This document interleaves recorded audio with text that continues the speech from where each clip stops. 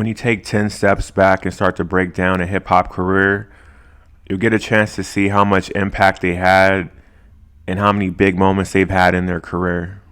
When you talk about elite and the best of the best MCs to ever pick up the microphone, Royce the 5'9" is definitely in that conversation.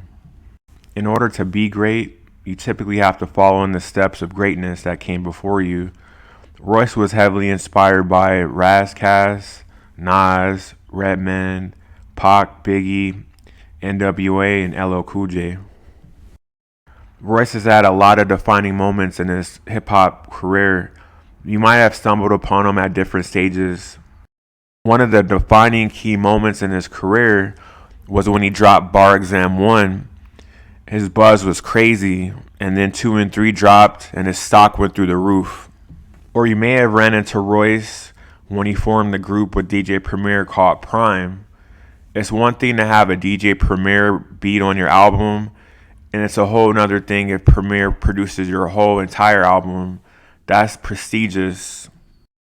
Or maybe you thought he just stumbled just a little bit, then Book of Ryan dropped, and he was able to remind not only his fans, but other MCs that his pen is sharper than it ever was. Don't forget about the time when Royce and Eminem reconnected to drop the Bad Meets Evil album. And don't forget about Slaughterhouse, when Royce connected with Joel Ortiz, Crooked I, and Joe Budden to form one of the most elite hip-hop groups of all time. But before we can truly tell Royce's story, we have to rewind time and see where music really started from in Detroit. Motown Records, one of the most iconic record labels of all time, who made music that was larger than life. Unfortunately, the Detroit riots of 1967 was one of the reasons Motown Records left Detroit. As the city transformed after the riots, a new form of music will be picked up in Detroit in the late 80s that originated in New York, called hip-hop. MCs started sprouting up all over Detroit. The original MC Fresh, Merciless Amir,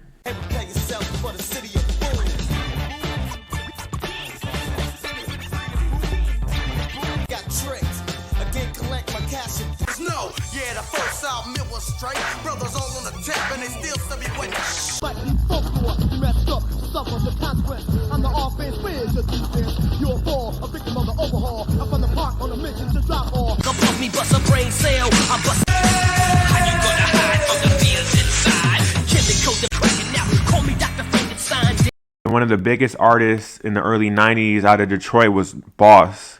Boss signed a deal with Def Jam and released her solo debut album in 1993. She would release a chart-topping song called Deeper, which was huge at the time. The album nearly went gold, selling over 400,000 units. Also in the early 90s, a local neighborhood record shop named Future Funk Records on West 7 Mile Road was a major key location for hip-hop in Detroit. Every weekend, the record store would set up a makeshift stage on the sidewalk. It was a hub for young and up-and-coming MCs to make and kick rhymes, battle, and showcase their skills on the mic. Nicky D was one of the first MCs to rhyme at Future Funk Records. Unfortunately, the record store would close in 1992. The pop scene in Detroit didn't just end there. In 1993, fashion designer Maurice Malone opened a clothing store, and inside of this clothing store was the hip-hop shop. On Saturdays, Maurice Malone would allow the hip-hop shop to host events. It would have open mic contests for MCs to showcase their skills and also battle local MCs. A lot of prominent Detroit rappers came out of the hip-hop shop. Slum Village, Elzai, Black Milk, Eminem, and members of D12 also performed here.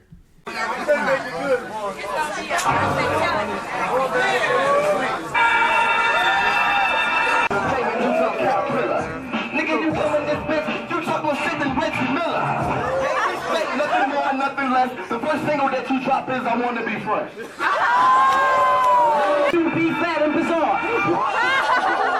That's why you acting differently. You ain't got no style, plus you lack delivery.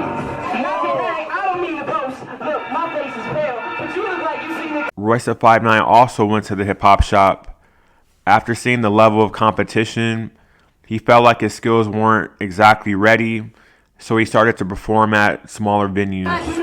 My man introduced me and Marshall and shit. So he was like, yo, did you just say Kino? Yeah. He was like, did you just say you iller than standing in front of a gorilla holding a banana? I was like, yeah. Like, we both thought that was ill. So it was like, we should work. Right. So we started talking on the phone and shit like that, and we eventually got into the studio. So we did a song called Bad Meets Evil. Which became a group. He said something to me about saying the line, because he was at the show. You're talking about M? Yeah. Okay, he was at the show. He was selling his local Slim Shady EP. But he already put out the Infinite project, right? Yeah. Right. Okay. Yeah. I had all that shit, but we never met. We never officially met. I knew exactly who he was. He didn't know who I was. Right. So we got in the studio. We did Bad Meets Evil, the song. But it was just two local dudes getting together, working. Royce da 5'9" would team up with Eminem to record a 2-track EP called Bad Meets Evil. A little bit about it. The Bad and Evil project is just, it's a cat by the name of John Schechter. His label is called Game Recordings. Slim, come here. Come here. All he did was say, yo. Hi, $20 million now. Pay me. Thank you. All he did was say, I want Royce and Slim on a project. And we got together and did it to where both of our names be on it. That's why it's called When Bad Meets Evil. I'm the bad half, he's the evil half. Eminem will continue to put out music independently, while Royce and Eminem will continue to record music together.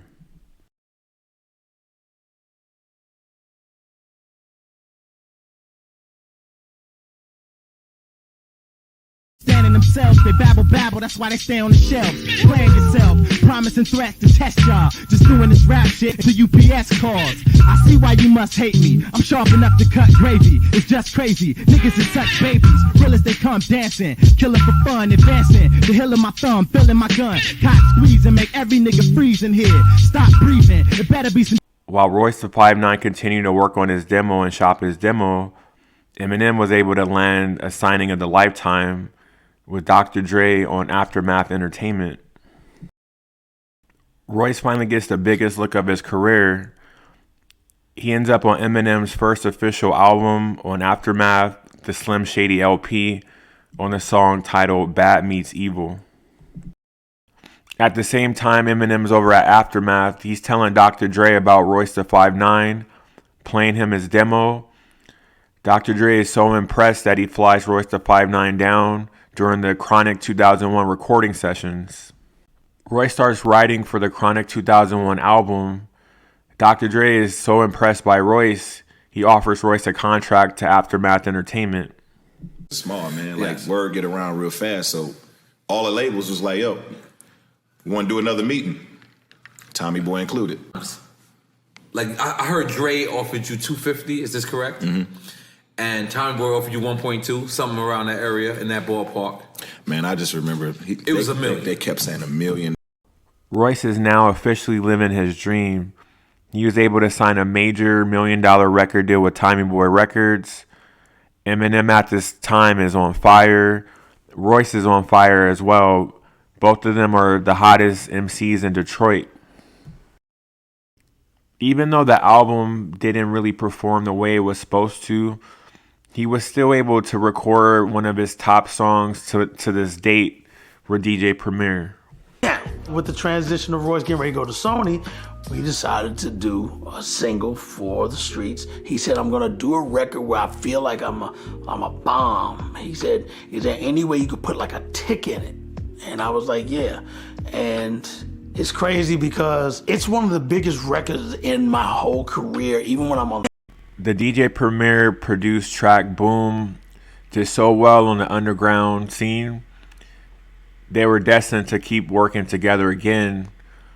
Royce started recording his second album, Death is Certain, and he would tap in with DJ Premier one more time. Royce is now back in the studio to record his second classic album, Death is Certain. The bulk of the beats are done by Carlos Brody former Bad Boy producer, this would set the tone for the album. During the recording of this album, there's a major issue. He's in a very public beef with Eminem and D12. Royce doesn't go out and outright diss Eminem on this album because he still understands that the key point of their relationship and where he's at today is because of Eminem.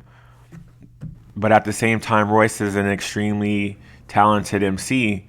So a lot of this album, he wanted to point out to everyone that not only can he rhyme, but he can hold it down on his own if needed.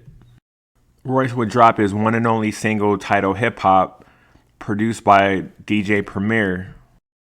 He just felt that just being himself and being honest and transparent is all that he can do, and that's why the album resonated as the best. Yeah, buddy.